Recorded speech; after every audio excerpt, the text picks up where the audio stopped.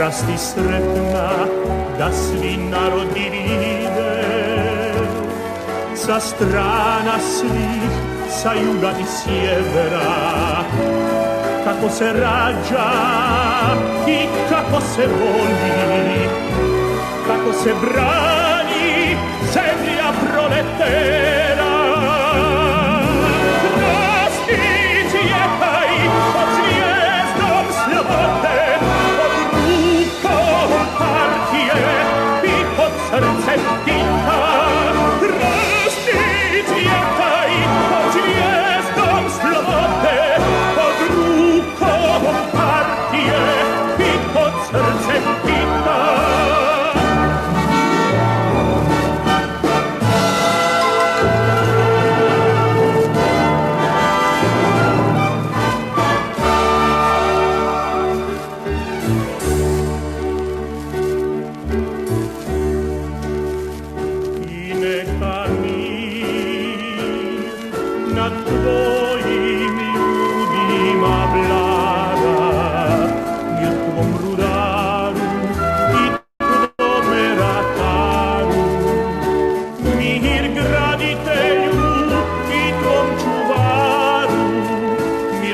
toj sreći u vodi i u zraku, u pjesmi strojeva i u sjaju žita.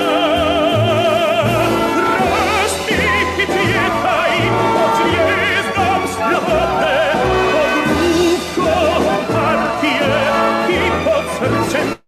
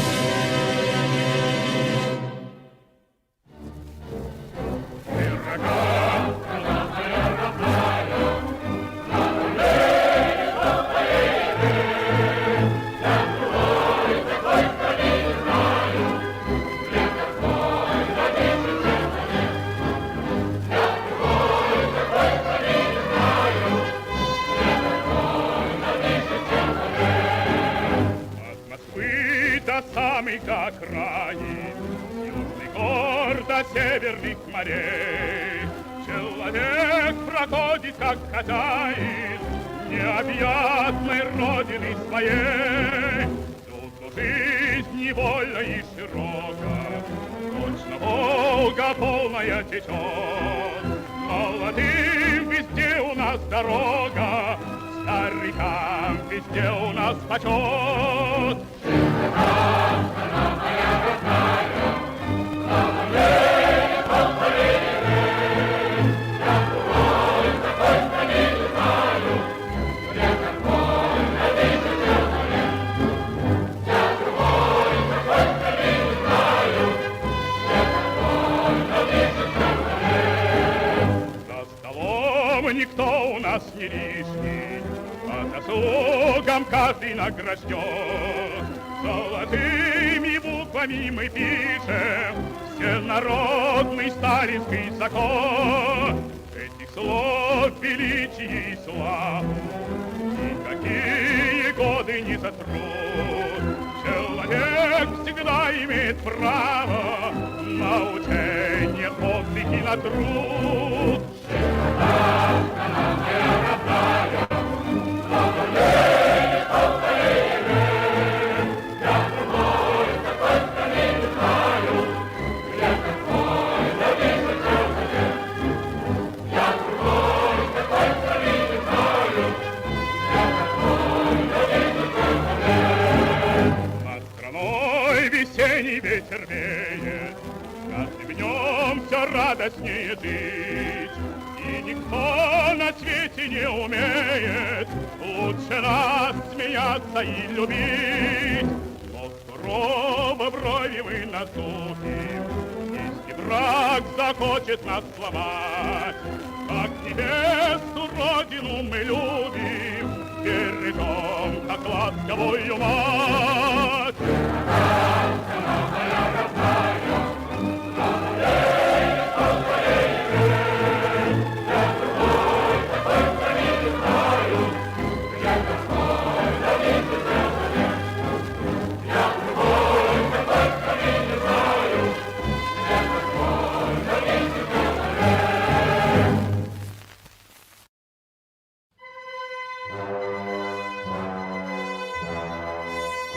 Свято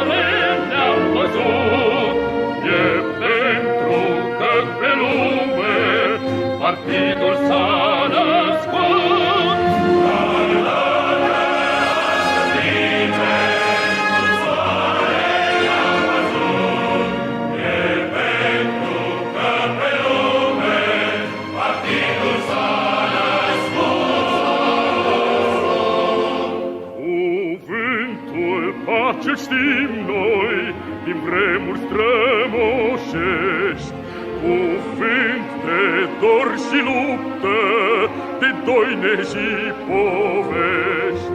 Dar dacă astăzi pacea e lege și scut, e pentru că pe lume partidul s-a născut.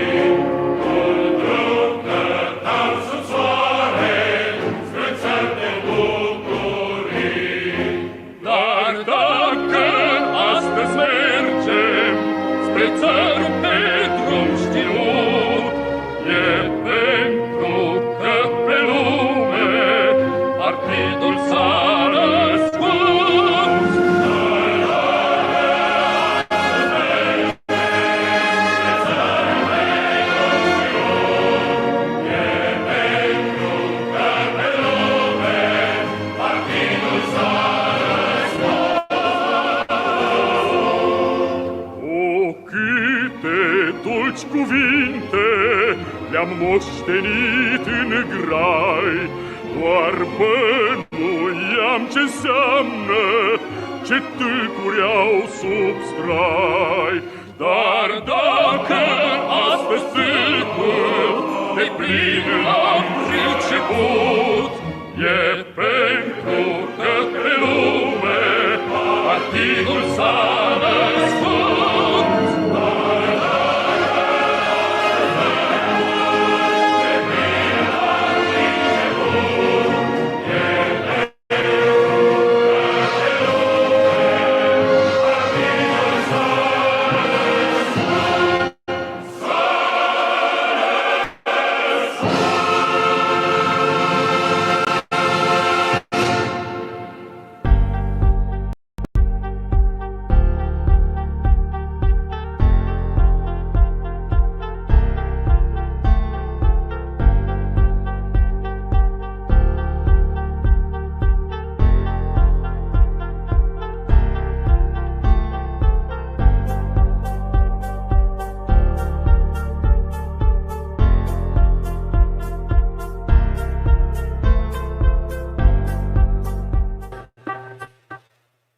Greetings everybody and welcome along.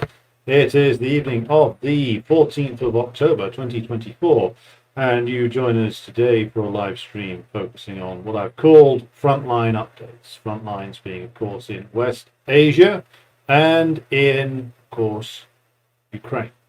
And we will come to Ukraine later on, but we will first of all begin with, hang on, we've got some sound problems. Let's just check the mic. Yeah, there we go. Right, do we have sound now? Let me know if the sound is working. It should be now. I've adjusted things. So, let's continue as if we... Right. Okay, it was... sounding a little dodgy there because I was on the wrong mic. So let's begin again and say tonight going to be looking at the West Asian situation and the situation in Ukraine. We'll begin with West Asia. I think we can say that all of these theaters of war, representing as they do the final, well, let's just say it, the final series of war of US imperialism, the final wars of US imperialism, which in themselves are a extension of the wars of imperialism that emerged from Europe over a century ago and were taken on as the US became the organizer and the protector of an imperialist system of which they are at the center and are very much in the leadership of, but which composes all the different imperialist powers from the old European states. This is the final series of wars to try and desperately cling on to their wretched and contemptible and blood-soaked legacy. And fittingly enough, it is, of course, going down as bloodily and brutally as you would imagine. Now, we turn first of all to the situation in West Asia, where I think much more has become clear in the last 7 days in terms of the events that led up to the assassination of Hezbollah Secretary General Hassan Nasrallah and another number of other senior representatives from the leadership of that organization. And I say much more has become clear because it has become very clear that the contingencies that that Hezbollah had put in place for a number of years have not only been successfully applied, but Hezbollah has shown itself to have not suffered any operational collapse or damage from the assassination of so many of its senior leaders. It's been nowhere near as effective. In fact, it's barely been effective at all. Nowhere, certainly not what the Israelis and the US imperialists were looking for. The US imperialists, obsessed as they are with the idea of hierarchy, have forgotten the lessons of their own system. Now, in the case of the American imperialist system, if you took out a president and even several members of his cabinet, would the system collapse? No, it wouldn't, because, well, certainly not in the current context, because you do have such things as continuity of government, and you have a bureaucracy there. You have political cadres to organize the ruling class. You have propagandists who will continue their job regardless of whether a president or the cabinet or the chairman of the Joint Chiefs or the Senate or the Supreme Court is there. If they all got suddenly taken out, you'd still have a government in place. It's a government that operates regardless of who's in office and who isn't. And so the US imperialists have their system built to withstand the loss of an individual or a series of individuals. So apparently, though, they haven't learned that lesson when it comes to dealing with anybody else in the world. Hezbollah's survival as an effective fighting force won't have been a surprise to anybody who's done anything other than a cursory study of them, but not just them, but any resistance organization that grows out of the resistance of the masses to imperialism. Now, Hezbollah, of course, as we've covered in previous programs, are rooted in the largely Shia masses of southern Lebanon, southern Beirut, but attract a layer of support within Lebanon that is much, much wider. It goes through all of the different religious groups, and it seems to me to pull in large elements of the Lebanese proletariat and peasantry, and even significant sections of the Lebanese petty bourgeoisie.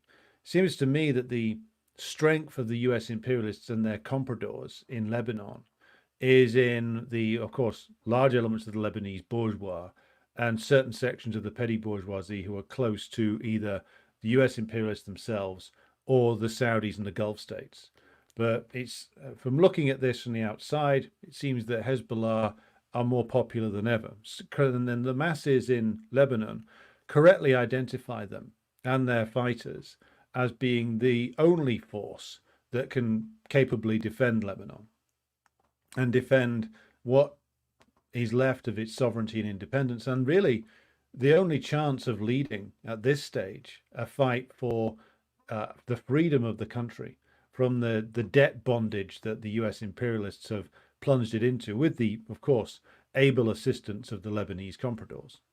So the hope that taking out Nasrallah would change any of that has been dashed. The effectiveness of the Hezbollah response to Israel in terms of their increased launches of drone and rocket attacks.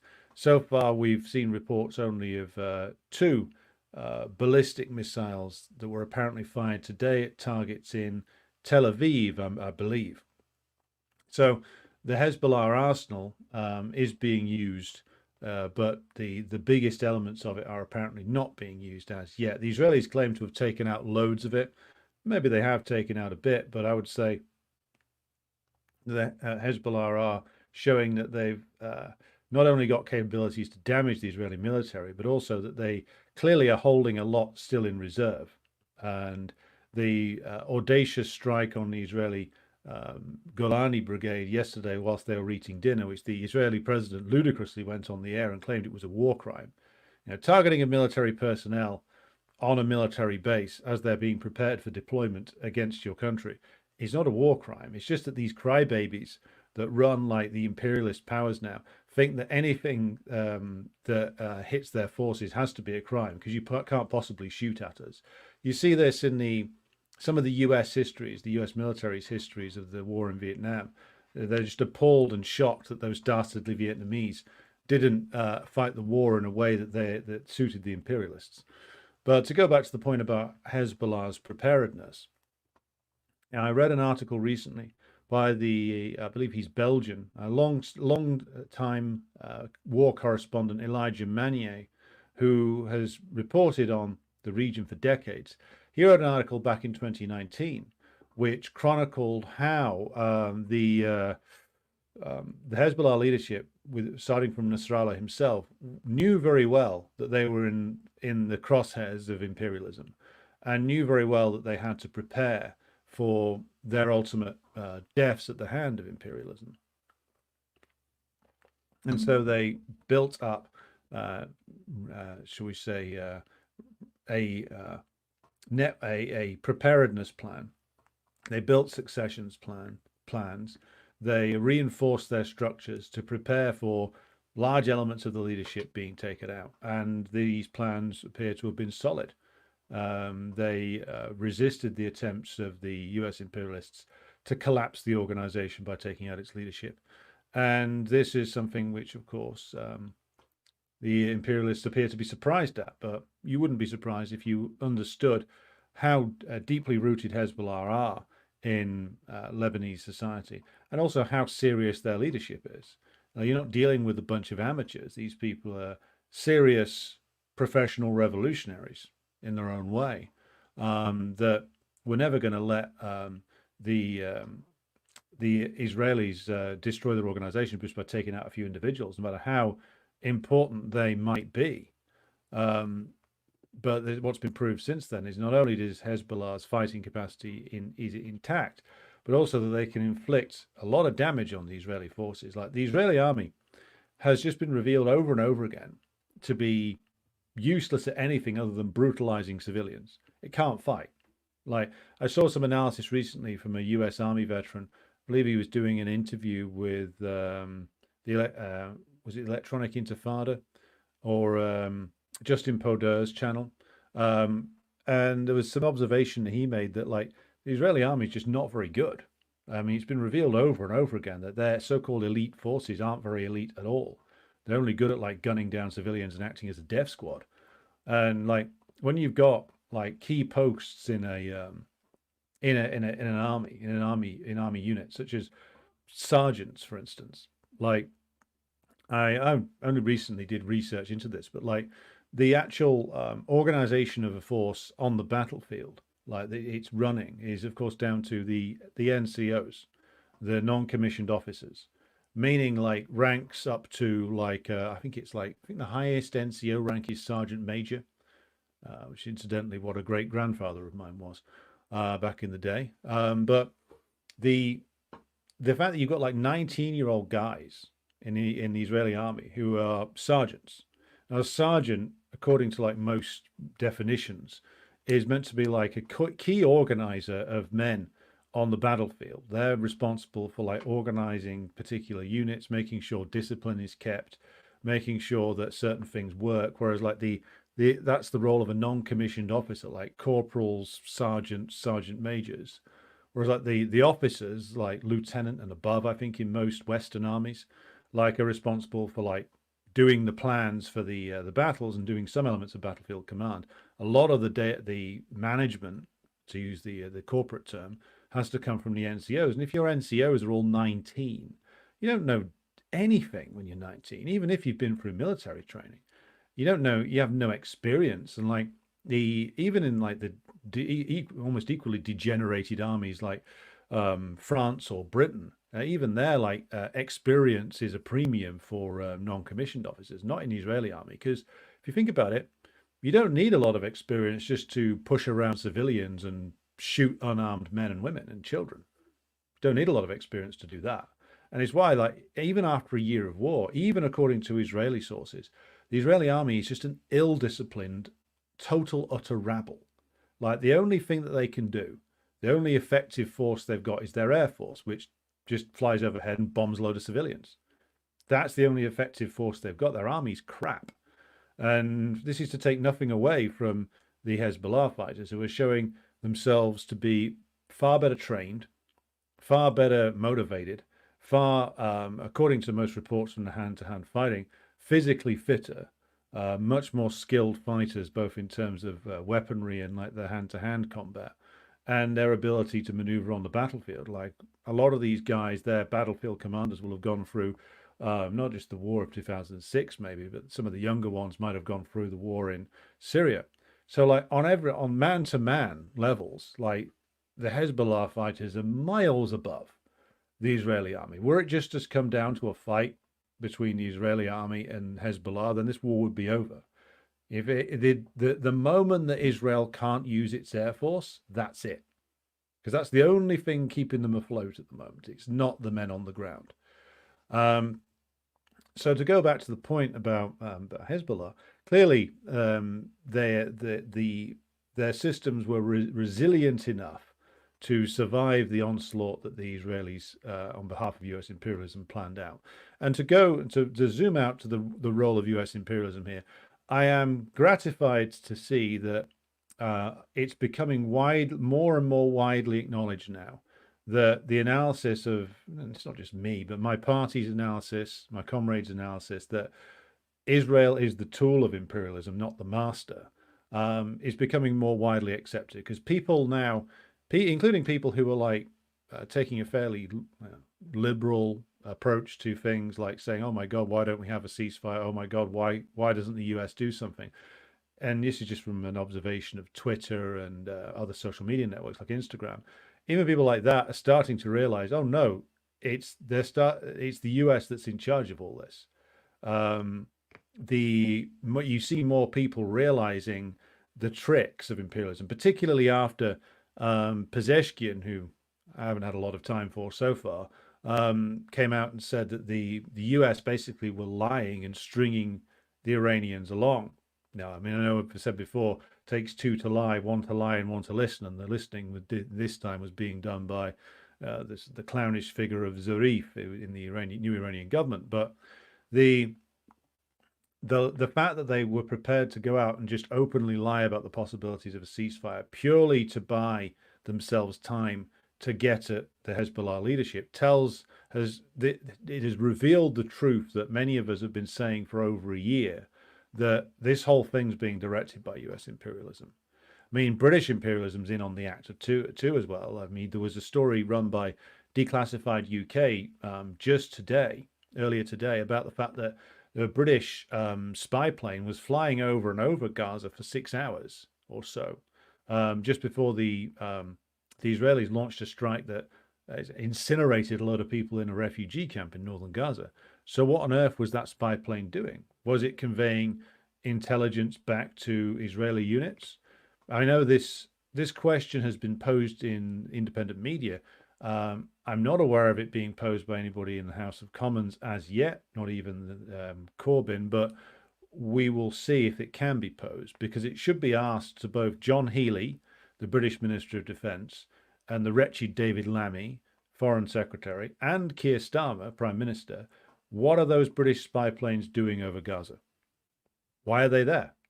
What intelligence are they gathering, and who are they passing it on to? Because we can all take guesses at what they are doing, but it would be good to get them on the record, even if all they do is lie about it. So, for instance, if you pose, this is the reason why it's worth posing questions to which you already know the answer. You know, to use the old phrase about lawyers, a good lawyer never asks a question to which he doesn't already know the answer. So if you're posing a question to some clown of a government minister, or some MP, or a congressman, or a senator, then you ask them, well, what is a British and American spy planes fly over Gaza as well? What are these spy planes doing over Gaza? What intelligence are they gathering? Who are they passing it to? Now, if you asked a minister about this, so for instance, if you asked this to John Healey, the clown who's the British Minister of Defence, he would probably, my guess is he wouldn't answer. That would be my guess. He would say, oh, it's confidential operations, can't possibly say. He might say that the MP asking the question should like write to him, and he's prepared to give a written response or something. But by the mere fact of him not answering the question gives you the answer to the question. Because if it was the case that he could deny it and not be a liar, he'd deny it. But it's important that these people are forced to go on the record. So force the government to go on the record and either deny it or issue a non-denial denial. We can't possibly comment on that, meaning that, yes, we're doing it, meaning that they are complicit in the mass murder of civilians, along with the Israeli high command, meaning that the British military commanders are complicit in it, as are the Americans, as are other imperialist nations as well, but it's principally those two. So that's a bit of a side note, but it's an important one, I think. So to go back to this, I mean, there's the stories, the horror stories coming out of that, more mass killings of civilians, especially in Gaza, but in Lebanon as well. Why is this intensifying? It's because they're losing. That's the reason why. It's the same reason they're trying to drive the UN force out of Lebanon. It's so they can do more indiscriminate bombing of civilian areas and hope to get away with it. They've tried their war on the ground and they've been thrashed soundly by Hezbollah, just as they've been beaten over and over again in encounters in Gaza. So again, terrorizing the civilian population by mass killings and hoping that these mass killings terrify the population into submission or into fleeing. That's all they've got left. And like I said, the moment they can't use their air force anymore, that's the moment that well, I'm not going to say it ends, but that's the moment that whatever fragile element is left of the Israeli military supremacy just goes away, because that's the only trick they've got left. Mass killing of civilians via aerial bombardment. So the moment that Hezbollah develops it, or shall we say, gets themselves an air defense system that can actually shoot down Israeli aircraft, war's over, because that's the only tool they've got left. So we'll see what happens with that. But the wider point about the role of US imperialism, and when I say US imperialism, you can just take it as read that the British imperialists are following along behind, as they have done every single war since 1956. They are clearly directing this, and they have clearly taken it into their heads that they have another opportunity to seize control of, complete control over Lebanon, and therefore renew their war in Syria. This is what these lunatics are now thinking. That they're thinking that if they can terrorize the Lebanese population enough via, again, Israeli aerial bombardment is their main weapon, also sanctions, also starving out the Lebanese population. They're hoping that they can reconfigure Lebanon and rid themselves of Hezbollah. They don't realize that because Hezbollah now is even more deeply rooted in the population, I think, than they were in 2006, have even more prestige now than they did in 2006, that's going to be a near impossible job. And if their means to do it is by inflicting terror, then that's going to be a even harder task to carry out. The other possibility is that they try and reignite the Lebanese civil war, which, whilst I don't think is going to be possible for them, it's certainly not something that I would put above them, or below them, I should say. These people will do anything to try and secure their dominance, including condemning whole nations to decades of suffering. They've done it before, they'll do it again. So the wider point then is what happens next. There's a lot of stories about a possible Israeli attack on Iranian nuclear facilities. If they do that, then that can only be done with again, Israel acting as the pawn of the United States, because to do that and to hope to be able to survive the response, you would need the full backing of the United States. And at this stage, is the US prepared to give it? I mean, some in the US undoubtedly would. The stories that Biden, or whoever the hell is making the decisions for Biden, approved an Israeli strike on an Iranian nuclear facility, I'm still not sure about that, to be honest. Given that we've seen that all the air defense systems that the Americans provide can't stop an Iranian missile response, which would destroy Israel, then it really would be over. So we will see. I mean, undoubtedly there are some in the US who think that now's the time, let's press the button, but there are others who know very well how badly that will go, you see. So it is proceeding as, and maybe not as expected, but I think it's still proceeding along the lines that the resistance forces in West Asia expected. I think that the Joint Resistance National Liberation Forces in Gaza expect what the response that they got from the US imperialists? I would say they probably did. They probably did. Maybe they thought that there would be some more serious element of negotiations, but I don't think so. I think they knew that this would happen, and that this was time to draw the Israelis into a final fight for national liberation, for the national liberation of Palestine. I think that the resistance forces, be they in Palestine or Lebanon or Syria or Iran, the national liberation fighters in all of these countries, or the supporters of the national liberation cause in Iran, know their enemy far better than their enemy knows them. They understand the nature of the politics inside the Zionist state. They understand who Netanyahu is. They understand very well the forces that he's in bed with. And they understand very well the political dynamics in Israel. And they understand that with a much greater degree of subtlety than the imperialists understand Lebanon or Iran or anywhere else for that matter. And the imperialists have proven themselves to be blind, deaf, and dumb when it comes to doing any analysis of their enemies. So we wait to see what the US imperialists will do next. I think that the one thing we can expect is even more savagery, which leads us back to the point about, well, how does any of this actually end? How does any of this end?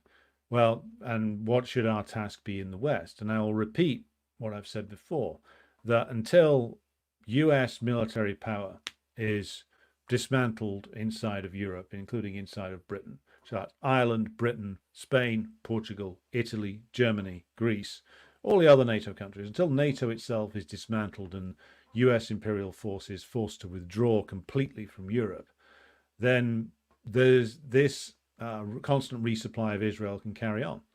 And again, it doesn't not just about Israel. This is about the war in Ukraine as well. Like, until the US imperial system in Europe is completely dismantled, then there's no way out of this. And of course, if you dismantle that, it means you run into a direct challenge with the bourgeois of the European nations, who have long since become dependent upon US military power to maintain their own position. So the way out of this leads us into a direct confrontation with the ruling classes of our own countries. Because if you're going to try and dismantle US power, it means you have to dismantle NATO. If you dismantle NATO, it means you have to dismantle, ultimately, the power of the imperialists in the West as a whole. Right. Moving then to the question of Ukraine and what's going on there. The Kursk incursion, which has gone as predicted, which is that the Russians soaked it up. They allowed the Ukrainians to run around there for a while and eventually ground them down into absolutely nothing. They've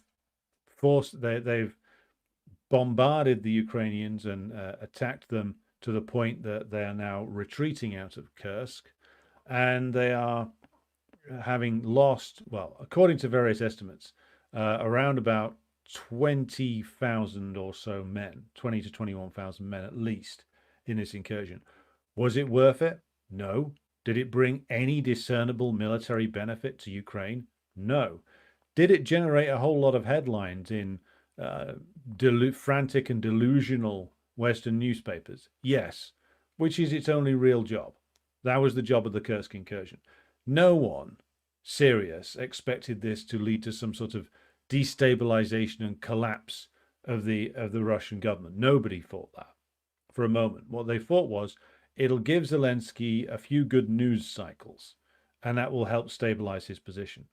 Which is why, of course, they're now talking again for the third time, I think. I mean, this was talked about in mid 2022, I remember, for the first time. They're talking about having a go at Transnistria again. Now, not only is that risky because not only there is a small Russian force there, there's a gigantic ammo dump from the Soviet period, which it's been said that maybe the Ukrainians want to get hold of it. Well, the Russians have had 2.5 years to rig that up with enough explosive to render it useless. Plus, it would mean probably a massive detonation that would leave a huge crater in the ground. But they've had years to render a lot of it completely useless, and I'm sure they have. So going after that isn't the point. The only reason to do this would be to precipitate a crisis in Moldova and also then justify some sort of NATO move into Moldova itself, presumably on the grounds of peacekeeping. And it would be some sort of complicated maneuver to squash Russia in Transnistria and then hand the whole thing over to a NATO occupation force, basically. Hand the whole of Moldova over to possibly a Romanian occupation force. Again, though, I can't see it happening simply on the grounds that it would create far too much instability with very little reward. Like maybe some mad bastards in Ukraine think that it's a good idea, but there's another problem they have, though, which is that they're running out of men. They might send like a whole, some of their better equipped guys in to score a heroic victory over a small Russian force in Transnistria, but it's not going to get them anything in the end. It would bring them almost nothing in terms of the actual war with the Russians. In fact, all it would really guarantee was that the Russians were under an even sterner obligation to go all the way to Odessa and then go all the way to Transnistria itself to avenge their own men. So this is nothing.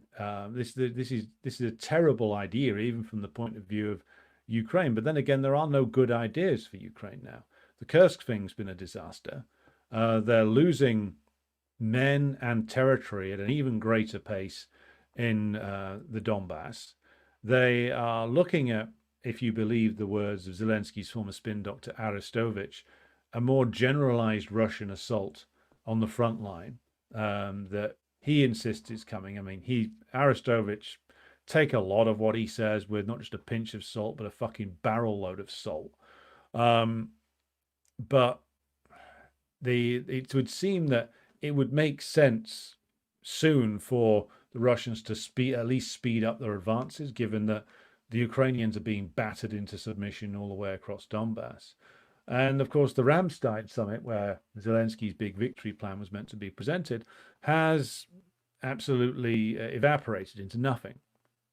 So the disaster awaits at every turn now. So we go back to the question: what is the plan? Where is this going? There's talk now of, again, 2.5 years too late, of some kind of talks with the Russians. The Russians, I don't think, are going to go for it, though. There's nothing that the US will offer them that on the negotiating table now. The most they're ever going to get is some sort of vague promise that if they agree to just stay where they are now, or maybe a Zelensky replacement makes temporary, unacknowledged territorial concessions over the rest of Zaporozhye and Kherson, maybe, and basically the 4 areas are then absorbed into Russia but never acknowledged by NATO, by the US. But to repeat what I've said before, as soon as any deal now with what's left of Ukraine is in reality a deal with the US, and that deal's whatever. If there is a US puppet left in Kiev, that country is not only, even if they don't acknowledge it formally into NATO, it's going to end up with NATO weapon systems pointing at Russia on it. That is absolutely going to happen if the Russians leave it intact. So why on earth would the Russians agree to leave the Kiev regime where it is? And again, they could have got this 2 years ago, maybe, but 2 years and tens of thousands of dead Russians and hundreds of thousands of dead Ukrainians later, that's a lot of blood gone under that bridge. And the ascendant position in Russia now, it seems to me, is to fight the war to its conclusion and let the battlefield decide. And given that the US won't sign any agreement with Russia that's worth a damn, neither Harris won't do it, Trump definitely is not trusted to do it. The most that the Russians will get out of Trump is the same roughly that they'll get out of Harris, which is that they'll basically just draw things slowly downwards whilst continuing to trying to keep the war going. That's all. That's the most that's going to happen from the US side. And Trump's fucking bullshitting, which thankfully more and more Russian officials are publicly calling out for what it is. So like Medvedev's made the point about that, Trump's just talking shit. Lavrov has said the same thing. And the idea that Trump is going to be the guy who brings this to a close is, quite frankly, not the thinking of a serious person. Like, let's think about it just for a moment, shall we? If we think about Trump's actual record on Russia, I mean, I'm not the first to say this. Aaron Mate has been making this point for 5 years, since 2019, since he started covering Russiagate. What is Trump's actual record on relations with Russia? He made them worse. Not just him, of course, but he was the guy who signed off on weapons to Kiev that Obama hadn't given.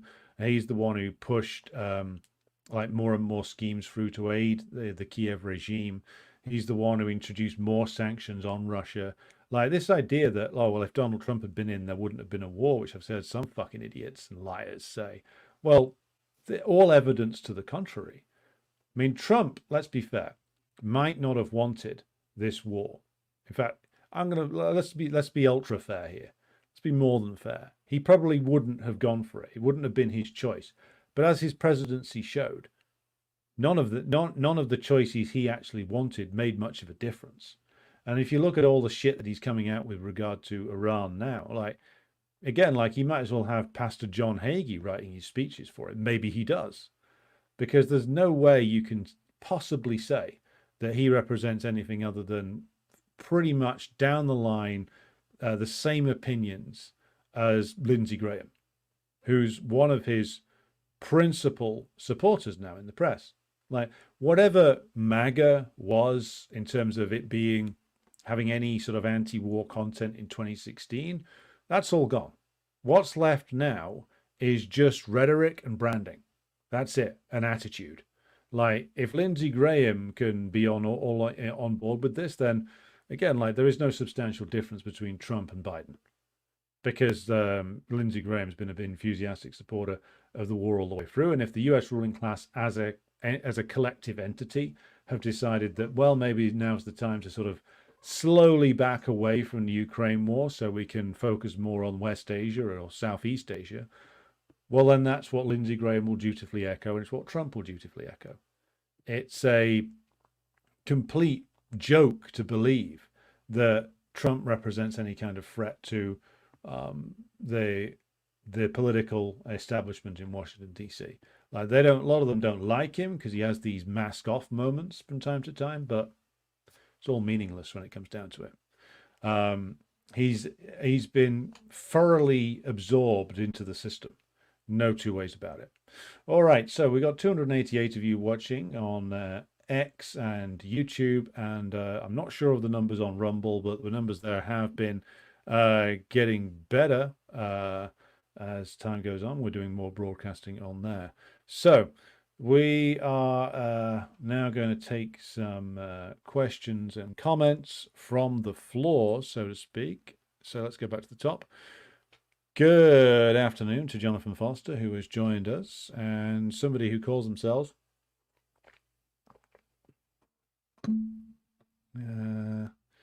I'm just here to watch a trash fire. Okay, fair enough. Dingo Ate My Baby, hello to you. Hello to John Barleycorn. Hello to Enigma. Hello to Harry Pollitt. Hello to Tim Gray and to Potted Rodent and Steve Choate and Protivnik. Hello to Slava. Greetings to you out there in Chicago. I believe that it was was it the first conference of the ACP just gone last weekend? Congratulations to Slava and the other ACP comrades for what seems to have been a very successful conference over there. Looking forward to reading all about that. Hello to Chris Casseroles. Hello to Francisco Valdez, who joins us from Mexico. Good to see a Mexican viewer joining us. Protivnik says, heard about the NATO cargo ship in Odessa that got struck by a Russian Iskander missile. It had depleted uranium munitions on board. The result was a nuclear cloud heading for Romania. Well, I hadn't heard about that, but it wouldn't be the first time that the Russians have struck a depleted uranium shell storage facility or transportation, because they blew up all the depleted uranium shells that the British had supplied to the Ukrainians very quickly, meaning that they've got a very good idea of where a lot of these munitions are heading and can blow them up pretty quickly. And it's always been asserted that the Russians do have a very formidable intelligence network inside Ukraine, which we don't really hear that much about because, the imperialists have no interest in talking about it. But if they're able to identify which ship is carrying what, then they've got a very good intelligence capability inside enemy territory. Hello to Ash, who joins us and is learning Marxism on company time. Good to have you with us, and even better that you're doing it on work time. Francisco, glad you're enjoying the program, comrade. Ian Foster, good evening to you, comrade. We are also joined by Luca, and to answer Protivnik's question, I think Svetlana is joining us because it's a little late for Moscow time. I'm sure our Russian audience will join us again tomorrow when we're on more hospitable hours. Abtin, greetings to you, comrade, and to T.G. Wilson. Dallas Ken joins us from Las Cruces, New Mexico. So we've got Mexico and New Mexico represented here tonight. Bishi Barnaby, good evening to you. Neil Peckham, good evening to you in Sussex. Char Paul is with us from Rumble. Nush82 joins us from Naarm, Naarm, which is, as Nush puts it, land renamed as Melbourne by the British imperialists in Australia. Well, that's something I didn't know, so you've added to my knowledge for that one. Thank you. Hello to Jawad. Good evening to you, comrade. Hello to Lurtis, who joins us from what is described as the mighty rush home. Certainly the smell there on a Saturday morning was quite something back in the day, when the place was strewn with discarded takeaways. We've got also Dmitry Shanish, who's asked, is this actually live? Yes, it is live and in person. Hello to Edward and Colchester Rian. We also have Aziz and Lee. Good evening to you. Protivnik says, North Korea has staged its missile batteries on the border with South Korea, or as we should say, occupied Korea. They are sending North Korean troops to fight for Russia. Yeah, I've heard that a few times. I mean, I'm not sure whether I believe that story, given that it comes from like a Ukrainian source. I'm not sure whether I believe that there are Korean forces there. Now, that's not to say that they're not. I mean, if we think about this story from the perspective of DPRK's military requirements, it would make absolute sense for them to have North Korean DPRK officers attached to like the Russian general staff, which there may well be, I don't know. Apparently there used to be that back in the Soviet period, Korean officers did train with Soviet officers for a long time. So resuming that relationship would make a lot of sense. If the DPRK could learn directly from the war experience of the Russians, I'm sure they'd want the opportunity to do that, and I'm sure the Russians would probably welcome them in doing so. As to Korean forces fighting directly on the front lines, impossible for us to tell. I mean, there's plenty of Americans, Poles, Brits, Colombians, and every other form of mercenary fighting on the supposedly Ukrainian side. But I'm going to stop calling it the Ukrainian side and just call it what it is, which is the U.S. Imperial Forces side. So it would make sense if there were various people fighting on the Russian side. And again, it would make sense from the point of view of the DPRK to have men go and get some experience there, because DPRK's army, whilst it seems to me to be very well drilled and formidable, hasn't had battlefield experience for a long time. So having their men learn directly there would be advantageous. Quite what their involvement is, though, I don't think we can say for sure. I've heard all kinds of stories also about Afghans fighting in the Russian army, about Syrians fighting in the Russian army. We know that quite a few Cubans have done, and there's been reliable reports of Mongolians as well. So who knows? But again, we can't confirm that as of yet. If anybody's got firm evidence that the DPRK are present there on the battlefield, then do let me know. Sid says, when your cause is a righteous one and the arc of history is on your side, then the removal of one leader does remarkably little, and that is a good point.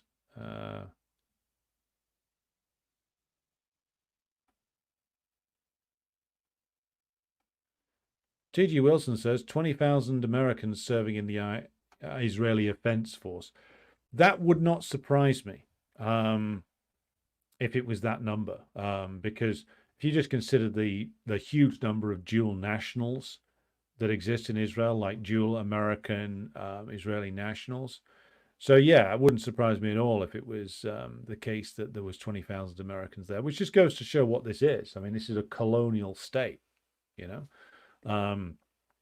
So not a surprise at all that this is the case, that there's that higher number. Christopher Rogers says the highest NCO rank in the British Army is warrant officer. Thanks for the clarification on that point.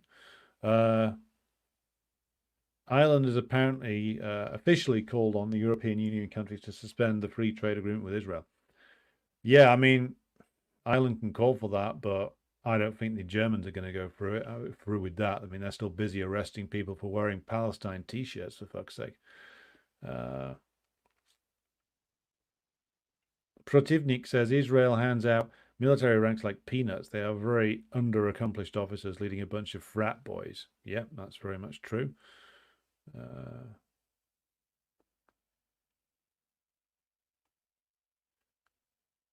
Western propaganda has a lot to answer for. Goebbels will be proud of them, says Protivnik. Yeah, that's true. T.G. Wilson says 49 years ago, UN General Assembly Resolution 3379 was passed condemning Zionism as a racist ideology. It was only repealed after the end of the USSR in 1991. Yeah, well, there you go. Would Israel hit an Iranian oil facility? Asks Harry Pollitt. If they did, then the Iranians would respond in kind, I'm sure, which would lead to a serious disaster when it comes to oil prices. Protivnik says, where are the Westerns going to fight for Palestine like they did for ISIS and the YPG? Well, those who went to fight for ISIS and the YPG, and it's entirely appropriate that Protivnik puts those two together. Those did so on the basis that they were being assisted to go there by the CIA and MI6. So you go and try and fight for Palestine, my God, they're going to arrest you and your entire family quicker than, Prince Andrew's trousers dropped when he was on Jeffrey Epstein's island. So, like, anybody who even, hints at that would get instantly arrested. For those who want to fight for the YPG and those who want to fight for ISIS in Syria, we know that they were sponsored by, or shall we say, heavily encouraged by the state to do so. I mean, that's how that Shamina Begum girl ended up over there, because she was recruited by a Canadian intelligence asset to go and be an ISIS bride. We know that the guy who bombed the Manchester Arena, he and his family had all been associated with the Libyan Islamic Fighting Group, this guy Abedi, and that they were, and again, the control order on them was lifted by Theresa May when she was Home Secretary, so that they could travel to Libya. So yeah, when you see a whole bunch of Westerners turn up suddenly and start fighting for some supposedly rebel army these days, well, it's pretty obvious that they were enabled somehow to, were assisted in getting there. So if somebody in this country went around saying that they were going to go and, I don't know, volunteer for Hezbollah or something, they'd be arrested instantly. You'd be stopped at the border if you were stupid enough to publicly advertise the fact. Like, you had people 10 years ago, you had people openly advertising the fact they were going to go and fight for the YPG, and like nobody stopped them. Like, you're gonna, because again, YPG, YPJ, whichever term you want to use for them, were fighting on the same side as the British imperialism was. So the MI5, MI6 were more than happy to encourage all the adventurers to go over there and sign up for them. And again, to go back to an interview I did with Steve Sweeney, the RT journalist, he covered the fact that there was a big crossover between British volunteers for the YPG, supposedly a leftist, socialist, anarchist, whatever the fuck you want to call it, organization. There was a big crossover between a bunch of guys who went over there to volunteer for them, and these same guys then packed up and went off to Ukraine to fight with Ukrainian fascists. So funny set of ideologies, eh?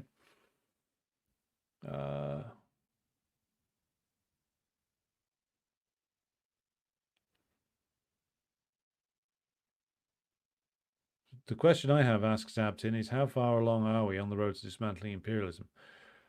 In the West, nowhere near far enough, is the honest answer. So like in West Asia and in Ukraine, it's being taken to pieces, bit by bit.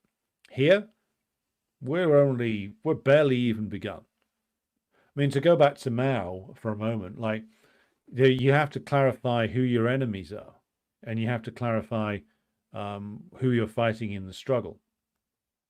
We haven't even done that yet. I mean, some of us understand it, or some of us like to hope that we have an understanding of it. But as I always say, understanding is a movable condition. Like, it's something that we have to constantly refresh and constantly reanalyze.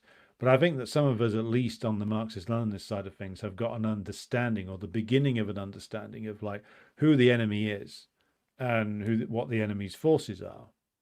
Now, most of the so-called left, most of the working class movement in Britain doesn't have that.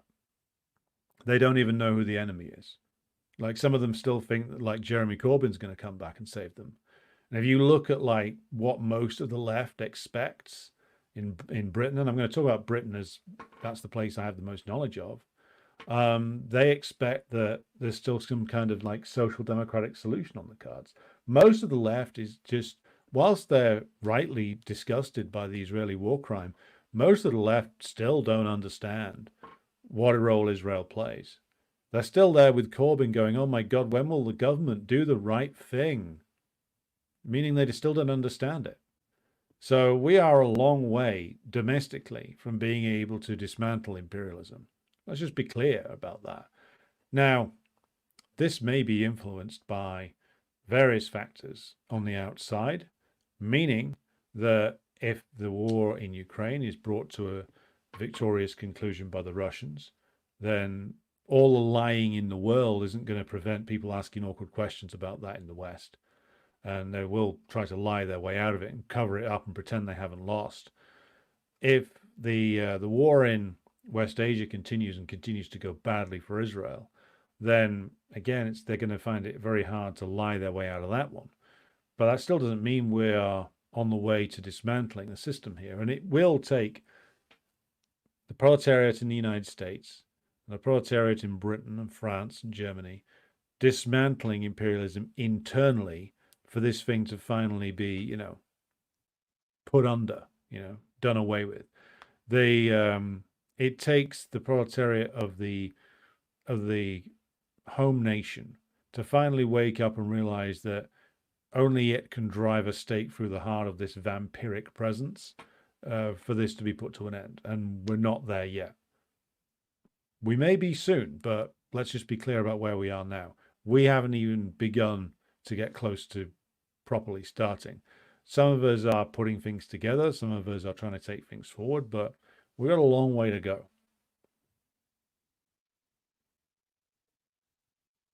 Hello to Bruce Albert, who's joined us. Sid says, in the Western headlines, Ukraine has dominated this war. It's been a complete wipeout, but on the battlefield, the inverse has been the case. Yeah, I mean, this is why they're going to try and just, I mean, they've already put Ukraine on the back burner in the media presence. And in terms of media coverage. So what they're going to do when this thing finally goes south is they're just going to stop covering it and hope everybody doesn't notice. But people will.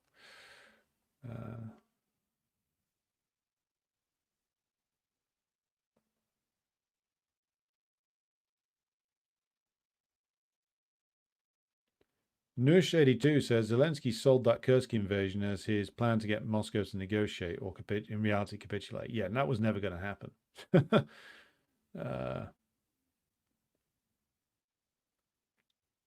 Protivnik says Transnistria has a highly diverse population, the majority of whom want nothing to do with Moldova or Romania. I'm meaning that I think that there would be Transnistria, or I think is the correct the full title, isn't it? Like Pridnestrovian Moldovan Republic. It would be too much to swallow for NATO or Ukraine or both. I think it would be too much to take on, and too risky. Let's have a look down here. Moldova is trying to get into the EU, as Protivnik says, but I don't think that's a serious proposition. I think they're being strung along because, I mean, God knows, like getting Moldova into the EU, Moldova's a fucking basket case, even by capitalist standards. The only reason that they're doing it is to basically get another US neo colony in the east of Europe. Now, I mean, and also the pro EU forces, the Comprador forces in Moldova, aren't anywhere near as strong as the US would like them to be. I mean, there's still a lot of resistance there.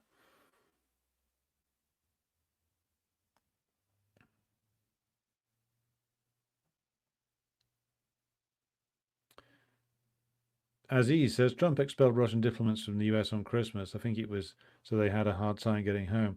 Yeah, Trump, Trump is all image. I mean, this shouldn't be a surprise. Like, this is what his entire business career has been based on. But the fact that his reputation survived as some sort of outsider is really down to the Democrats. Like, they're the one that, I mean, this is a scam that both of them are in on, really. Like, the Democrats never went after him for anything that could have actually seriously damaged him. They went after him for fictional things. And Trump, whilst he moans and complains constantly, and like he's stopped lobbing the damaging grenades that he was back in 2016 at the Democrats. Now he just comes across as pathetic and bitchy. So like there's nothing good there. There's nothing like to get excited about there at all. But some people still like to chase the illusion that because the Democrats say Trump is a bad man and Trump's anti-democratic, etc., it means that Trump's going to do something.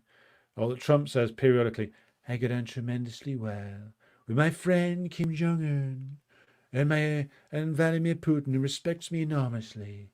Like, and my friend Xi Jinping. I can guarantee that Xi Jinping just finds Trump rather entertaining. But the leaders of China and the leaders of Russia understand very well that the US president has no power to negotiate, even if he wanted to. And that's a lesson that the Russians have learned now, after years of not learning it. The Chinese know it.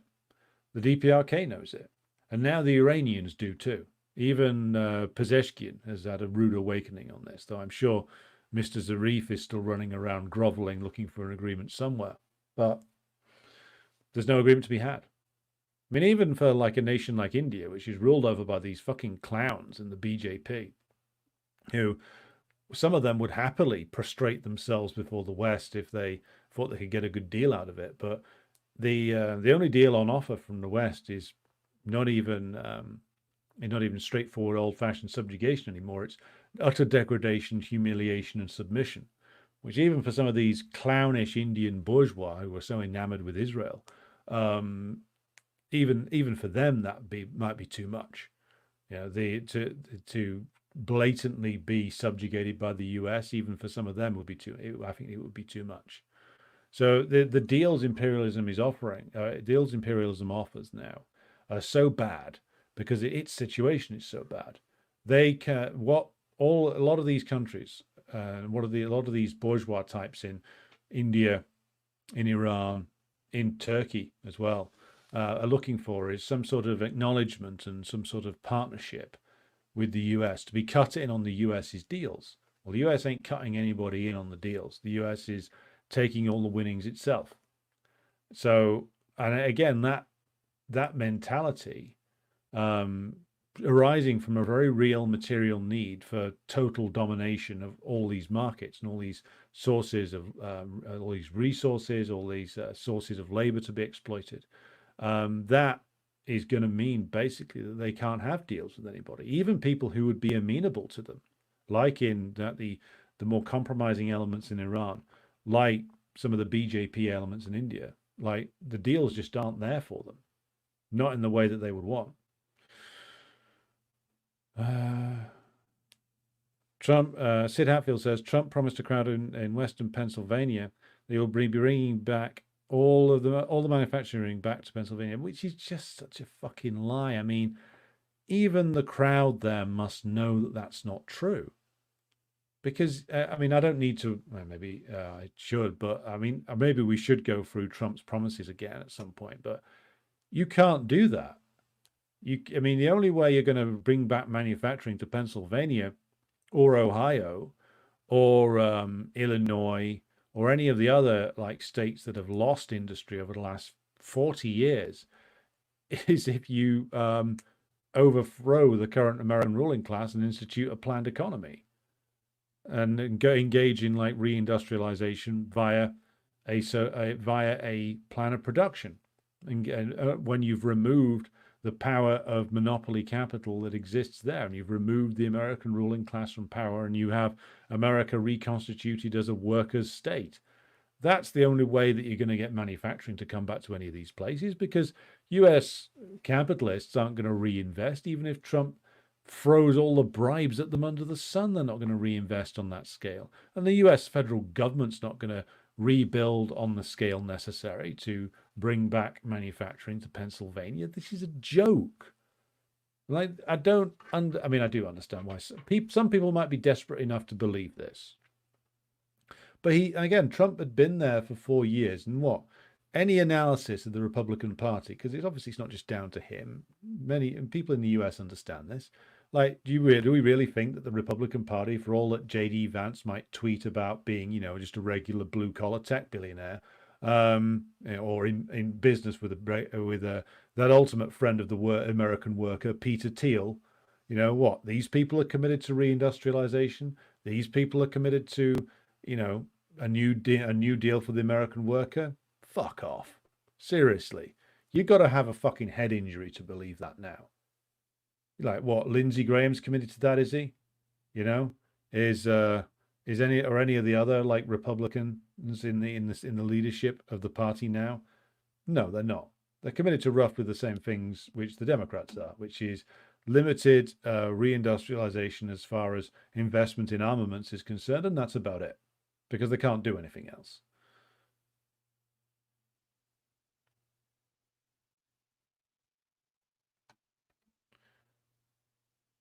Albert Witch says, "This Trump, the 6-time failed businessman, does what his benefactors and masters dictate." Yeah, he's a puppet. I mean, this guy, like, this guy's been in with the worst elements of the American ruling class for his entire life. I mean, he was Jeffrey Epstein's friend, for fuck's sake. What, this guy's going to stop the pedos? Seriously?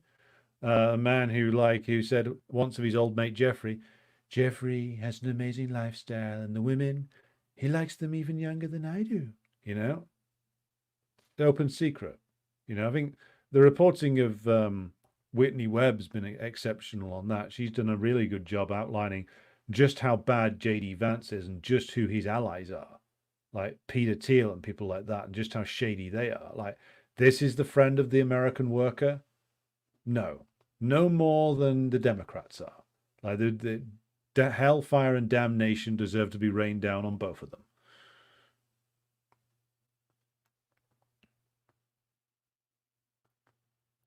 Well, for Trump's rhetoric and Kamala's rhetoric, it's basically the same. I mean, I don't know if you saw like I think it was some of the campaign plans coming out for, allegedly for like Black Americans, and it basically amounted to like, well, we're going to do more to legalize weed, and that's it. Which some of the stuff the Democrats come out with, like, is, as I said on the Telegram channel, is like the most racist stuff since the days of Strom Thurmond. It's like, oh yeah, black people, what are we going to offer them? You can get high more. How about that? That's the offer. That's the offer from like the bourgeois party, from the party of civil rights. It's hey, black people, vote for Kamala. You might be able to get high more. I mean, and is it any wonder that more of them and more of the black population voted for Trump last time, and more of them will probably vote for Trump now, not out of a belief in Trump, but just to say fuck you to the Democrats, and it will be deserved, to be quite honest.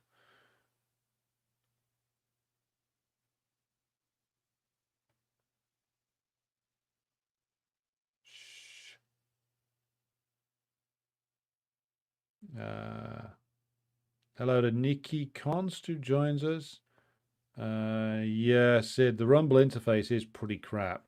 I did consider using the Rumble Studio system, but again, it wasn't particularly user-friendly, and I couldn't broadcast to all the locations I wanted to, but I will give it another look.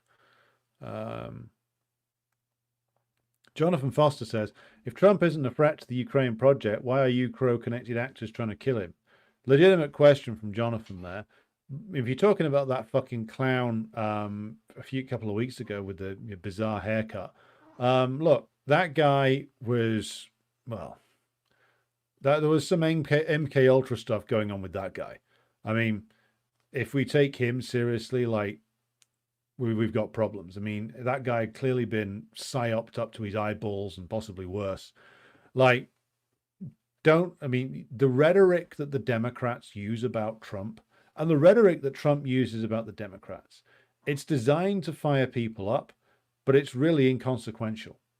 Like, they said for 4 years, Trump's going to sell out to Putin and all that shit.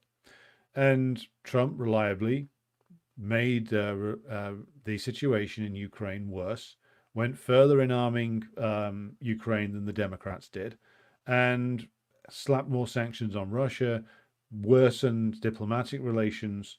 So, and every time the Democrats kept screaming, he's selling out to Russia. So the thing you have to look beyond is like, look beyond like the fired up loonies like, Keith Olbermann. I mean, he hasn't tried to shoot Trump yet, but it's only a matter of time. And like this fucking loser who tried to shoot Trump on a golf course, who is obviously some kind of asset of American intelligence. If we look beyond that, look at what Trump actually does. Like this, all the rhetoric around him is electioneering and manipulation and bullshitting, designed to get people fired up to vote for the Democrats, really. And to make, and from Trump's point of view, it helps him because he gets to act like an outlaw, which he's not, and he never has been. So, bear in mind, 20 years ago, the Democrats were saying that George W. Bush, and Dick Cheney were like Satan incarnate, and they were killing the republic. And if they were allowed to remain in office a second longer, that the American republic would die. And well, what do you know? Turned out they're all good friends at the end of the day. Now with Trump, it's a little more hysterical, but the same game is being played. Don't fall for it. Look at what Trump did in office. Look at what the Democrats and their allies actually go after him for. And why do they never go after anything that could really damage him? Why do they never go after him for his mob ties? Why do they never go after him for his alliance with Roy Cohn? why they never go after him for all the bankruptcies and the bailouts that he's had. Why not that? Why not go after him for his friendship with Jeffrey Epstein? Well, that's clearly an obvious answer, which is Bill Clinton was even worse. But why never go after him for anything that could actually damage him? Because anything that could seriously damage Trump is all stuff that the Democrats have done themselves, or that they have done even worse than he has. So, yes, the rhetoric around Trump got hysterical because in 2016, he went out there and he said a few things that were true. Like he damaged an establishment favorite in the form of Jeb Bush. He said, threw a few barbs at Hillary Clinton, which were genuinely funny and everybody could get behind, such as you should be in jail. Everybody loved that. But that all disappeared a long time ago. Now, one of the purposes of the whole Russiagate scam was to make sure that Trump behaved himself. And he has, completely. And again, it worked. Just the same way that the fake anti-Semitism scandal that they directed at Corbyn worked completely. Corbyn became a Zionist, if he wasn't already. He proclaimed his support for the state of Israel. So Jeremy Corbyn is a Zionist now. Remember that next time you see him bleating away on Twitter. Hello to Yepex. I'll look at your email later on. Hello to Gonzalo Cabrera. Slava says, yes, first convention of the American Communist Party adopted our party's constitution and program and also had a large volunteer event, fed homeless and gave away winter supplies. Well, sounds excellent, Slava. Congratulations to all the comrades involved in that. Right, Luca is with us. Ben Haig, hello to you in Chesterfield, county of my birth, by the way, Derbyshire. As the role of the US, Britain, and EU with regard to Israel becomes more apparent, is there a possibility that imperialists will let Israel go to avoid internal revolts? Depends how much they're convinced that there's going to be an internal revolt, Luca. At the moment, they're not happy with all these protests that are going on. They're trying to repress them. We've not reached the stage where that internal revolt becomes dangerous yet, though. We may, and hopefully things develop further in a more militant direction, to go in the direction of actually raising the issue of NATO, of the US role in all of these European countries, of the US demanding the removal of the US military presence and the dismantling of NATO. I mean, that's the way to go with it, as I've said before. Like this hand-wringing pacifistic nonsense that Jeremy Corbyn is purveying, and that the leadership of the so-called leadership of the peace movement is purveying at the moment, that's no threat to them.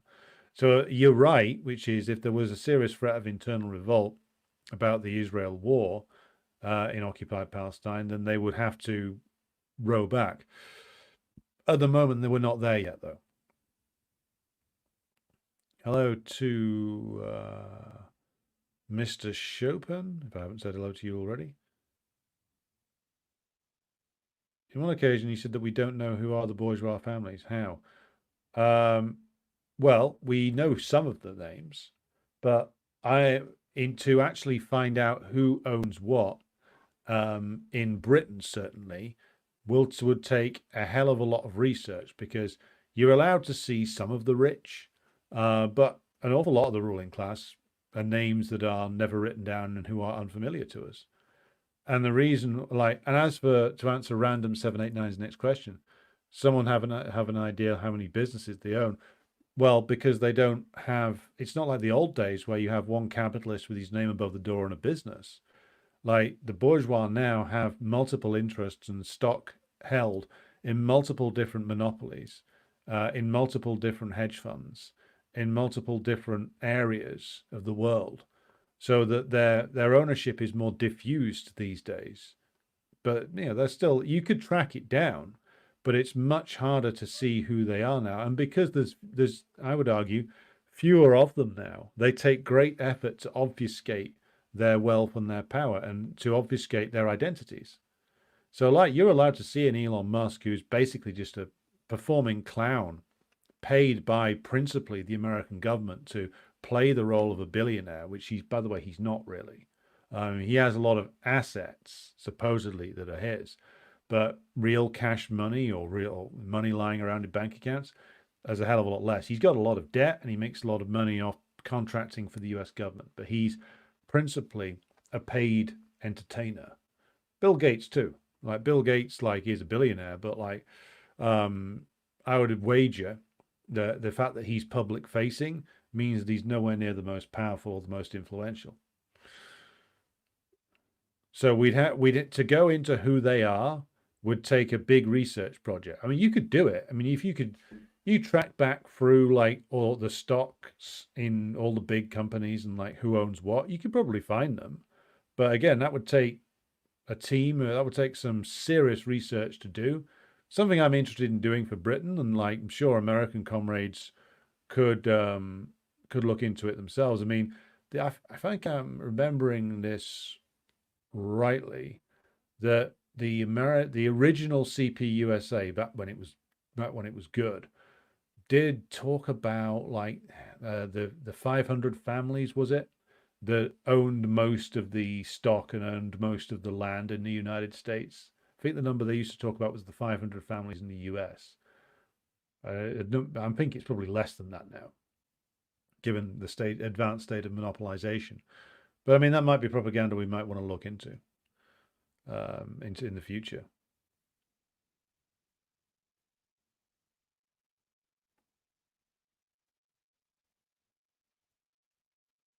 Hello to Albert, who joins us from San Diego. It seems like for Turkey, it's becoming a matter of hic Rhodes, hic Salta.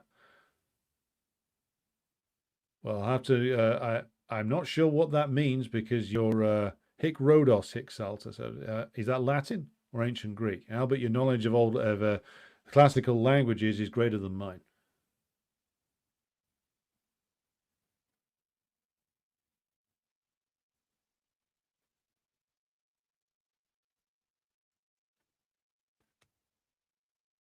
Let's scroll through here. Victor enjoyed the interview I gave to Bridget on the Probably Council podcast. Well, if you haven't listened to that, then be sure to do so. And my thanks to Bridget for asking me on the program. Dimitri says there were numerous volunteers in the forces of the Donetsk and Lugansk republics from different countries before the special military operation started. Yes, indeed.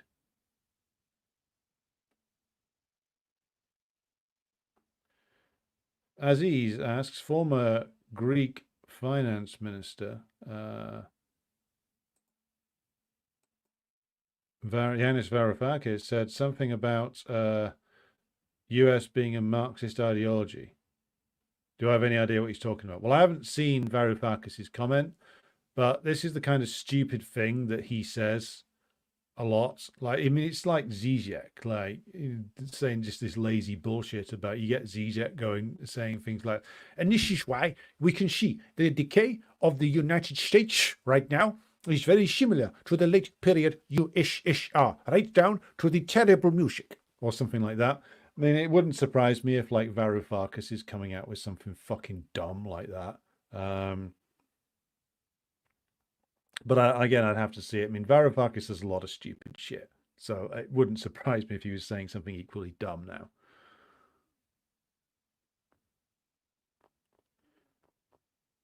Alan Smith says, I used to listen to norovirus media for the Palestine coverage till I discovered that this program. I also supported Ukraine, even though I didn't like their government because I thought Putin was a neo-white Russian. Yeah, well, if I've done nothing else, I hope I have, through this program, illustrated the complexities in the Russian government and also the role it plays, regardless of the rather strange coalition that Putin has behind him. If Putin were a true white Russian, then he would have sold Russia to the imperialists. I mean, this is the role, by the way, that they had in mind for Alexei Navalny. I mean, people go on about, oh my God, how could liberals support Alexei Navalny? He was a fascist. Well, the role they had in mind for Alexei Navalny in Russia is the same role that the Nazis have played in Ukraine.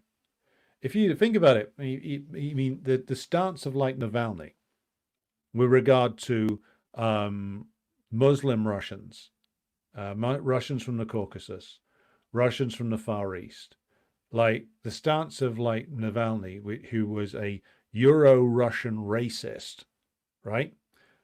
What possible sense did that make in terms of him becoming Russian president? What would he have done to Russia had he got it? Had he, by some strange miracle, managed to, a dystopian miracle, managed to become president? Would have meant basically that the war in the Caucasus would have kicked off again, and this time the Russians would have lost. Would have meant basically the disintegration of the Russian Federation. That's what Navalny would have meant had he ever come to power, because he would have, dutifully obeying his orders from the imperialists, would have instituted like a Euro-Russian racist regime, which would have caused all of the national questions that have existed within Russia to explode. That was also what was going on in the 90s. Now, of course, Yeltsin's regime, whilst being stuffed with compradors and determined to destroy the Soviet legacy, almost managed to destroy Russia by causing the national question to explode. Yeltsin was levered out of power by the coalition that brought Putin in before he could complete the job of completely destroying the Russian Federation as it is now constituted. So the usage of Russian fascists now is the same as it was back in the 20s, 30s, and 40s by the Hitlerites and by the British as well, which is you use the Euro-Russian racists to essentially destroy Russia as a multinational state, as a multi-ethnic state.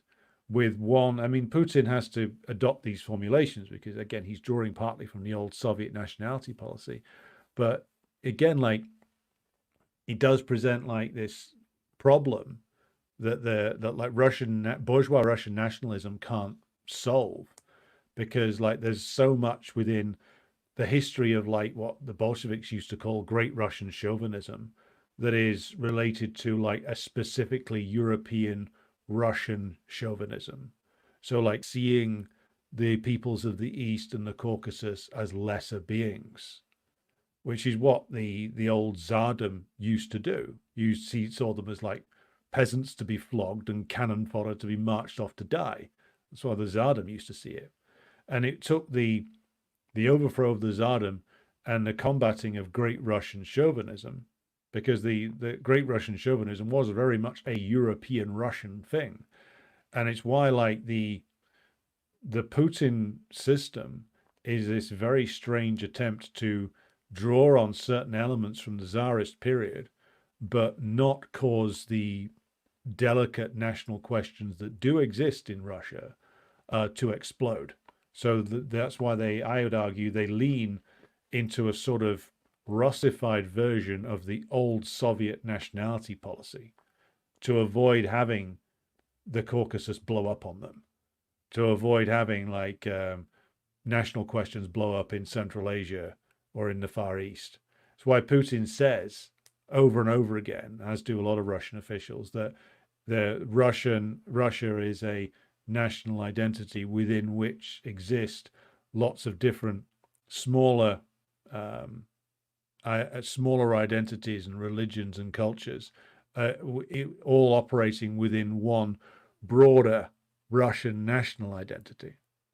And again, they've taken that from the Soviet period. They haven't taken that from the Tsardom, because if they were trying to do what Navalny was wanting to do, which is to go back to the great European Russian chauvinism period, it would destroy Russia, which is why he was a long-term project of MI6 and the CIA.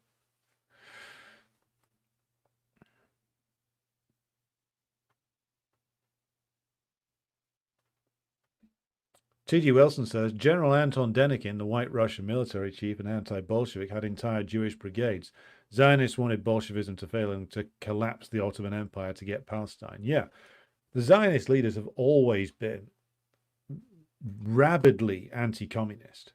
Like, some of them had to sort of fake being were adopted social democrats, so social democracy for a while, in order to repackage themselves. but they've always been virulently anti-communist.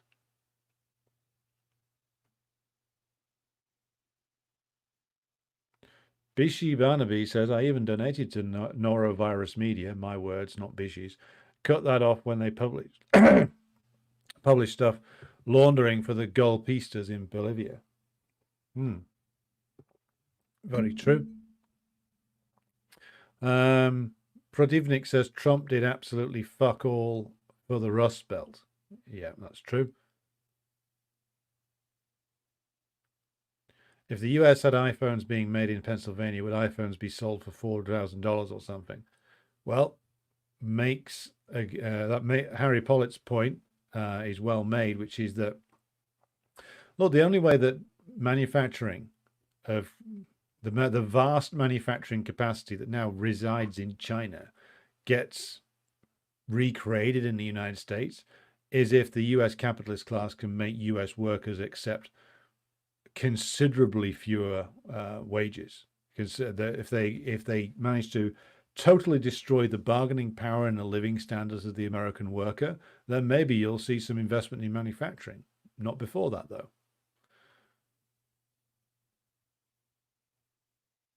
The crowd cheered loudly when Trump made that announcement. Well, then the crowd's a crowd of fucking dupes, aren't they? Let's be honest with this here. Let's be fair. We all get duped. We are in the imperialist countries, like there's nobody more who grow up more propagandized about the role of our own governments and about the nature of the nations we live in than we do. And I mean, we in Britain, France, Germany, but especially the United States. So like we all grow up completely propagandized. Let's just put that out there straight away. And we all grow up like believing all kinds of con artistry. But yeah, this is particularly stupid because, again, like Trump ain't the first one to make those promises. Like Ross Perot was talking about that 30 years ago. And I think Ross Perot was probably more sincere than Trump, to be fair to him. And like then you get the similarly useless promises of like Bill Clinton that everyone's going to join the knowledge economy, or Obama saying everyone's going to be joining his new version of a full employed society, which basically means everybody's taking a fucking 0-hour contract casual labor job. I mean, I don't blame people for looking for hope because God knows there ain't a lot on offer, but Trump is not an unknown quantity now. He was there for 4 years. He couldn't make it happen. He didn't even really try to make it happen. So you're still cheering for this guy. You have opted to be conned. That's what's happened. And again, there's reasons why people opt to be conned. There's people in this country who believe all kinds of dumb shit as well. But you need to stop believing the promises of your enemies. And that comes back to the same point we made before. Because too many working class people don't know who their enemy really is and aren't able to identify the enemy properly because they're not even really conscious of what being working class means anymore. This is why charlatans like Trump or Nigel Farage in this country get to pretend to be the fanfare of the common man when they're very much not.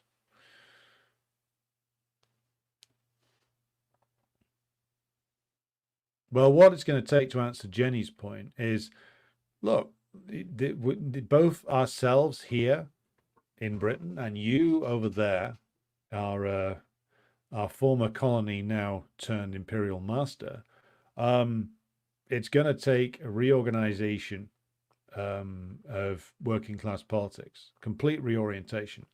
Like now you at least have a force in the United States in the form of the ACP who wants to do this and have a program that it at least analyzes the situation correctly, which is more than you had a year ago.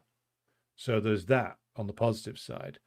But it's going to take a complete rebuilding of working class politics from the ground upward. It's going to take a lot of work in the United States and Britain to establish a communist party from coast to coast in many working class communities that can actually start the process of or aid in the process of advancing class consciousness, to recruit the advanced workers, to grow a new a layer of organic intellectuals of the working class. That's the starting point. So let's just take the example of a Trump rally. Trump comes to town and makes all kinds of crazy commitments that some people believe in because they're desperate and they don't know any better. What will dispel that?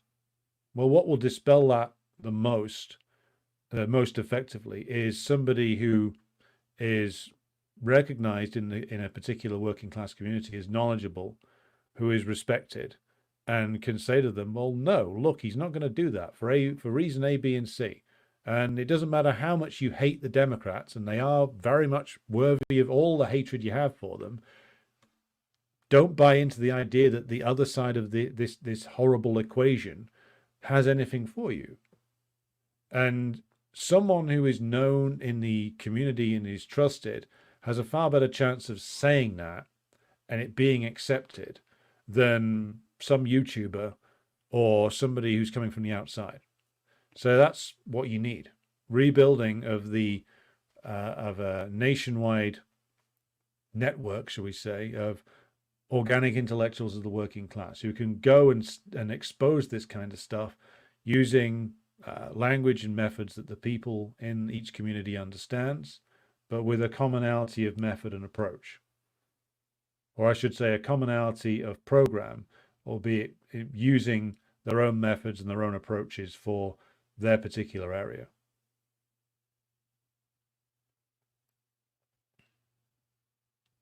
Sid says the Republicans and petty bourgeois know that industry can't come back. That's why they push to cannibalize infrastructure, our schools, the post office, etc. Yeah, they know that here too.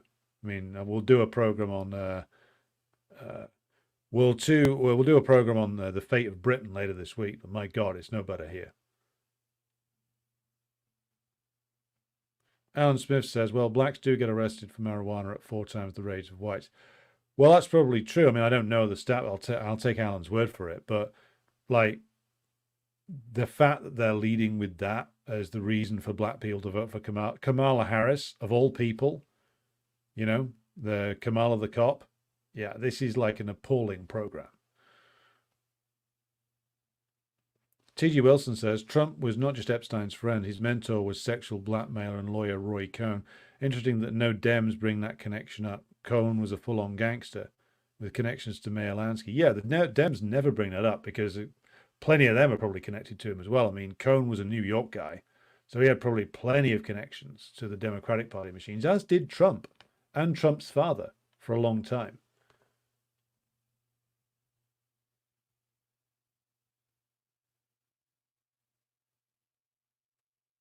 There was not a, Dimitri says, there was not a single presidential candidate who did not promise to bring industries back to America. Yeah, I think, is that Richard Wolff who said that? In that case, Richard Wolff is right on that point.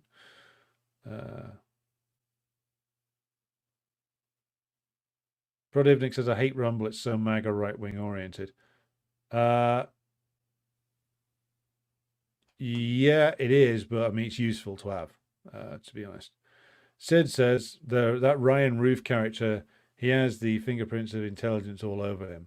He had a handler who was managing his movements. Yeah, I mean, a guy like that who's obviously nuts, who goes all around like the country and then into Ukraine and then out of it, like no way he's not being handled by some intelligence agency or another, pushing him around, putting like a piece on a playing board.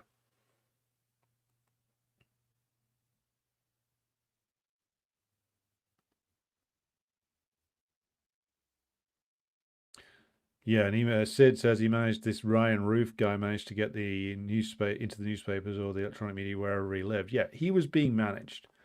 I mean, also, wasn't his son immediately arrested for like being a pedophile or something as well, like or running like a child porn ring or something?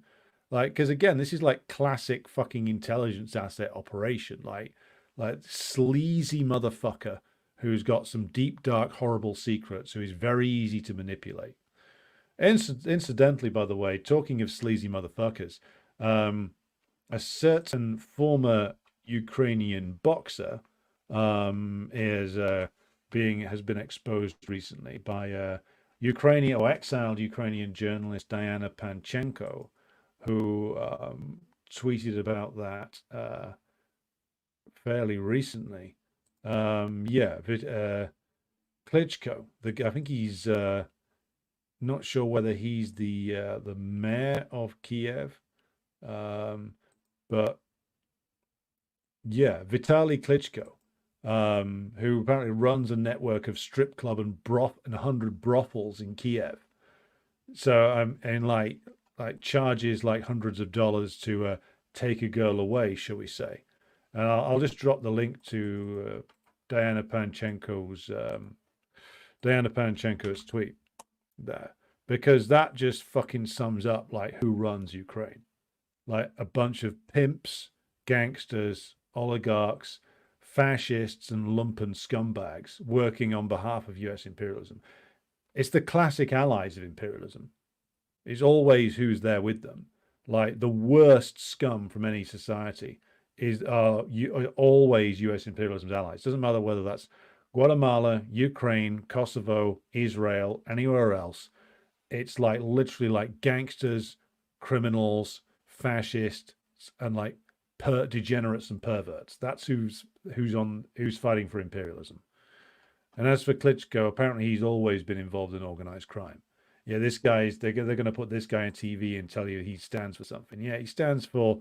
I mean, the fact that this pimp is the one who is a bigwig in Kiev,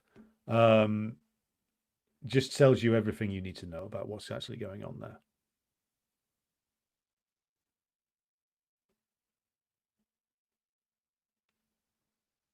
Let's just go through some more comments here. Yeah, that roof guy is definitely fucking MK Ultra.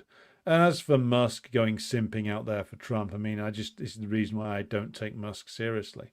It's like Musk is like, as Harry says in the comments, like definitely fucking not the richest guy in the world. Like his income is so dependent upon contracts with the US government. Like he is an asset of some elements in like the US ruling class who are more serious than he is, because he's not a serious man.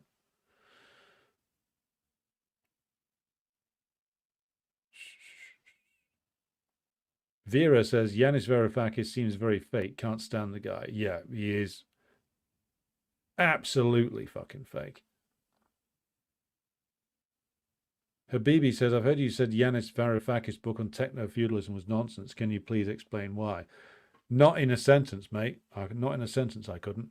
I'd need to go back and go over my notes about it before I did a review. But I'm happy to do so if there's a big demand for it.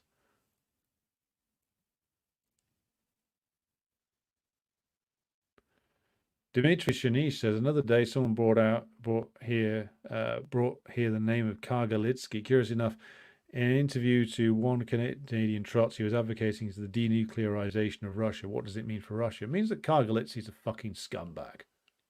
Let's be honest. Like, if you're advocating for Russia to be denuclearized, then you're advocating for it to be taken over and controlled by US imperialism. I mean, for all that, like, periodically I like roll my eyes at some of the shit that Putin says, like the Russian trots and like supposed MLs who come out with stuff like this, these people are tools of imperialism. There's no other way to put it. Like, if you're advocating for that, you are a tool of US imperialism. You are asking for Russia to be subjugated by the US. Kargalitsky deserves to be in prison if that's what he's going around advocating for, because he's advocating for the Russian nation to be subjugated by the United States. He's no better than fucking Navalny. So fuck him. Seriously. Like, you shouldn't tolerate people like that. Why would you tolerate people going around saying that the nation should be basically stripped of its defenses and ground under the boot heel of the US? Same with that fucking clown who made Russian Ark. What was his name? Sokolov, was it? I can't remember. I saw this guy, he's a film director, in an extended conversation with Putin saying that Russia should break up because its presence is putting too much tension into the world. And Putin very calmly takes him to pieces. And he says, what the hell are you suggesting? That we get broken up like Yugoslavia? Why would you say that? But it just shows you how fucking bad, like, the Russian intelligentsia, or some of it anyway, is. Like, there's always been an element. I mean, Dostoevsky was satirizing this back in The Brothers Karamazov, that it's not just that some of it was inspired by the cultural achievements of the Europeans, is that they cringe before them. And that's like, that's a recurrent trend in Russian history, it seems to me. Like, there is a bit of the Russian intelligentsia that cringes and grovels before the West. And that was true in the Tsardom. And it was true, unfortunately, after the death of Stalin, growing to its horrible conclusion under Gorbachev. And it's true with these fucking clowns, like in the sort of St. Petersburg and Moscow artistic scenes, and this knobhead Kargalitsky. So fuck him. Seriously. Let him rot in jail. The Russians can keep him there. Like, if you're suggesting that, you are no better than Navalny. You are suggesting that the nation get destroyed. Because without the legacy of the Soviet period, without that, the ability to basically blow the entire West away, then they would have been even more aggressive in their attempts to break up and destroy the Russian Federation. Honestly, like, Putin couldn't ask for better enemies than Navalny, Kargalitsky, and all the other fucking buffoons. And just, quite frankly, traitors that exist on the Russian radical so-called right and the Russian radical so-called left. These people are all just stooges. Like, seriously, fuck them. The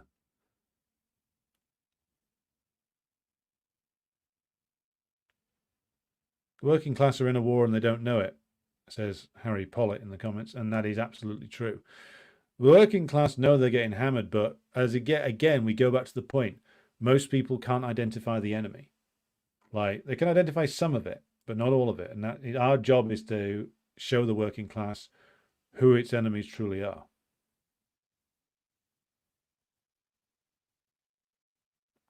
Sid says, Americans need to be told they're not dealing with the results of Bidenomics, but instead they're dealing with the latest crisis of the capitalist system. Very true. All right.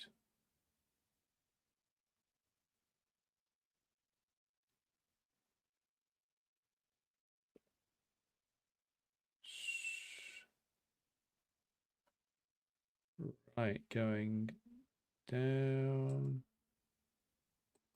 Yeah. Protivnik says Russia has some very fake communists. Yeah. Bulgaria is a lesson for what Russia could become, but on a small scale. Yeah.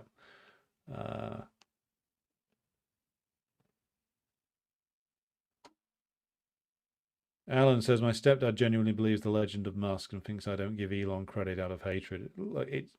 If you're being sold a guy like Musk through the bourgeois press, nothing about him is real. That's the thing. It's fucking pathetic. This fucking con artist got sold as like some. I mean, it's the same with us. Like Richard Branson's our example. Like Branson was Musk before there was Musk. Like he was. I read an article a while back that like Branson like got his start like snitching to the police on like on like his fellow members of a squat that he was living in. And that's partly how he raised some of the money to start Virgin Records. But again, that guy's like a fucking long-term collaborator with various different state agencies, and that's part of the reason why he's been so high profile. Like, a high-profile billionaire is out there to do propaganda, and a lot of their income will depend upon contracts with the state. Like, no serious bourgeois like wants actually to be out there in the limelight. I'm convinced of this. None of the really big guys, the guys who like sit there quietly sipping a cocktail in a very exclusive country club in like maybe upstate New York or New England, none of them really want to be on Instagram. None of them want to be all over Twitter. They sit there quietly enjoying, maybe not enjoying, but counting their money and like wielding their influence. They don't need to be on Instagram. They don't need to be jumping around on stage with Donald Trump. Anybody who's doing that is a performing monkey, basically. Right, okay, so we are at the quarter past midnight stage. It's 292 of you watching right now. I'm going to draw things to a close for this evening. So I'll be back again with you tomorrow, where we will be diving into the latest in our Stalin series. So please join us for that. And that will be at the earlier time of 7:30 tomorrow evening. So please join us then.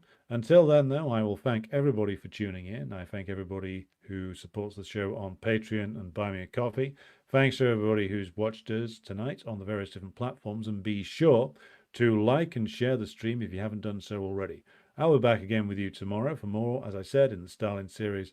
But until then, good night, and I will now return you to the music. Ist